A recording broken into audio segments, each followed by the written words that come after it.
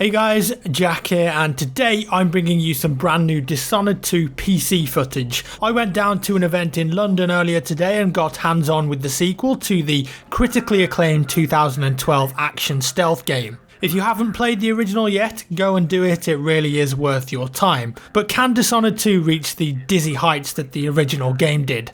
Let's take a look. A bit of background, this mission is a little bit into the story. I think it was mission 4, so you've got a few skills by this point in the game and you should be acclimatized with the way everything works. And if you've played the original, then you'll know what to expect. But this time around you can play as Corvo or Emily, each with their own different abilities and nuances. And the whole point of Dishonored is that you're an assassin, you've got a target in a certain location, and there are multiple ways to carry out your objectives as well as side objectives and exploration. Arcane Studios, who develop these titles, like to ask the question, what if? What if the player wants to go there and do that? And there's always something to be seen. So then, back to the mission. Our current objective is to assassinate a lovely chap called Kieran Jindosh, and he's built this incredible clockwork mansion. And throughout the mansion you'll have access to levers, and when you pull them you get to see the walls and floors transform into something new. It's very cool, and logistically it would be possible in real life. With enough money I'm sure someone could actually build a real mansion like this.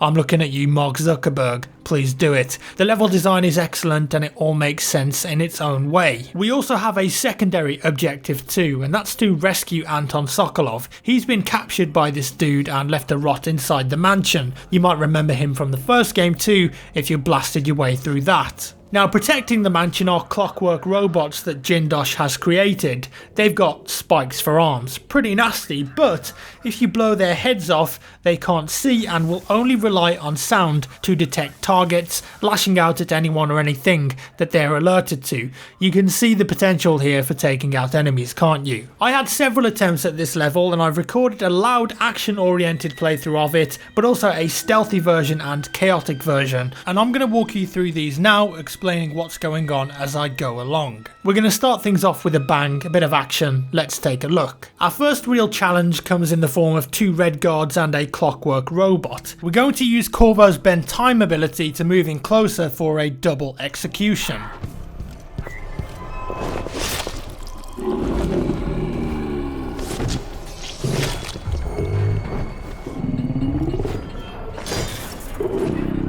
Time resumes and the clockwork walks menacingly towards us. Thankfully we've got some explosive bullets in our pistol and can dispatch it pretty easily. Unfortunately for that last guard that's alerted, he runs next to the clockwork just as it explodes and is fried in the process. How fitting. Moving on, we find an elevator that takes us up to 3 different floors. Upon leaving, 2 guards are facing away from us precariously at a ledge. Let's hit them with a wind blast and kick them to an untimely doom. Someone there?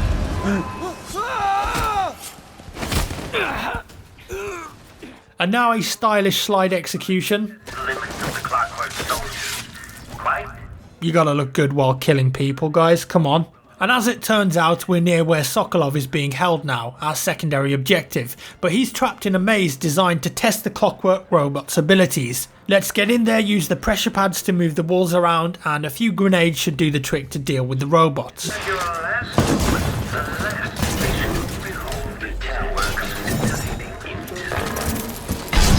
Okay, shut it down.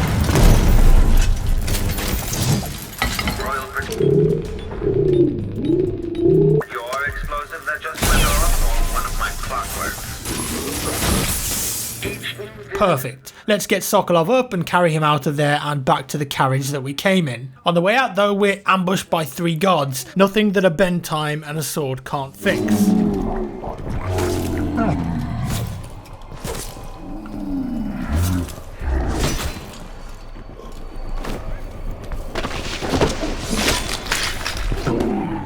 Interesting. I just measured your weight in 2 areas at almost the same time. Just how did you do that? And our last obstacle before getting Sokolove out of the mansion are 2 clockworks. Remember what I said about blowing their heads off? Well, let's use that to our advantage. With Sokolove safe, we can head back inside for our primary target, Jindosh, but first, another room of bad guys to deal with. How about we use the environment here to our advantage? Hey, you! What? try not to be sentimental about my creations, but I have to admit the sound of them shattering is getting under my skin. After navigating a few more rooms, we found Jindosh in his laboratory, but he's guarded by a couple of Clockworks. We can dispatch them easily and finish off Jindosh the best way we know how, a bullet to the face. With him dead, it's time to get the hell out of Dodge and complete the mission. Let's take it back now to the start and look at a completely different stealthy approach to the mission, this time playing as Emily. So when you enter the first room of the mansion, Jindosh doesn't know that you're there yet, you haven't pulled any levers or activated any sensors on the ground, and we're going to kill him without him ever knowing that we were here. Enter the first room and then look up and shoot out the glass window there with a crossbow dart. This will give us access to the space behind the walls, and we can get up there by using the far reach teleport ability. As long as you remain relatively quiet and don't alert any guards or fire any weapons, you'll be undetectable behind the walls. But you'll eventually reach a point where you have to drop down in the midst of guards. However, if we far reach on top of obstacles out of sight, we can make our way through without being seen.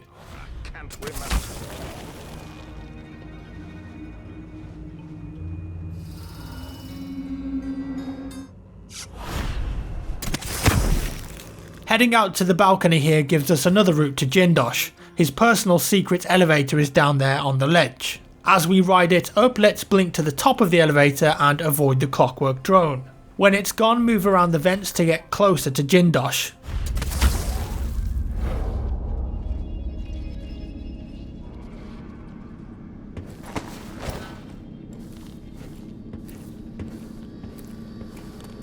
We're in position now and boom, there we go. He was just working away at his desk and never even said a word. The poor guy had no idea we were there at all. Mission accomplished. Of course you can play in a more conventional stealthy way too, and make your way through the level normally without being seen or doing stealth takedowns, but I prefer what I like to call the chaotic stealth option, which looks a little something like this. Cue montage.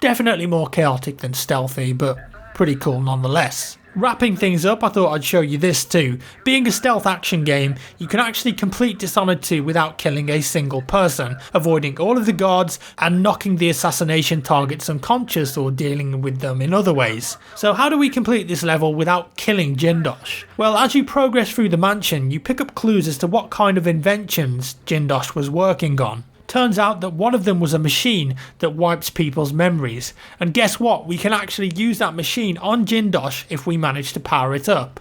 To do that, we first have to knock him out and subdue him without him noticing us. With that done, carry his body downstairs and place him in the chair here. And now it's a case of rearranging the rooms so we can run enough power to the memory machine. In this case, the clues told us that we had to activate the optics and anatomy bays at the same time to achieve the correct power output. With that done, we can turn the machine on and fry Jindosh's memories, leaving him alive but disabling his personality and sinister ways. And again, this was completely optional and discovered by exploring the level and searching for clues. And I think that's the whole point of this game. Exploration, discovery and invention. The player chooses how to complete the mission and it results in some very satisfying "did I actually just do that" moments. And there we have it guys, I hope you enjoyed this multiple walkthrough of Dishonored 2. If you couldn't tell already, I really enjoyed my time with the game today. I think it's just as satisfying as the original, with the volume turned up to 10 and all of the polish of modern video game design. It's shaping up to be a winner in my book, and if you like Dishonored, I think you will love the sequel. As always, thank you for watching guys, let me know your thoughts down in the comments below. If you enjoyed the video, give me a thumbs up. If you didn't, a thumbs down, and I'll see you in the next one.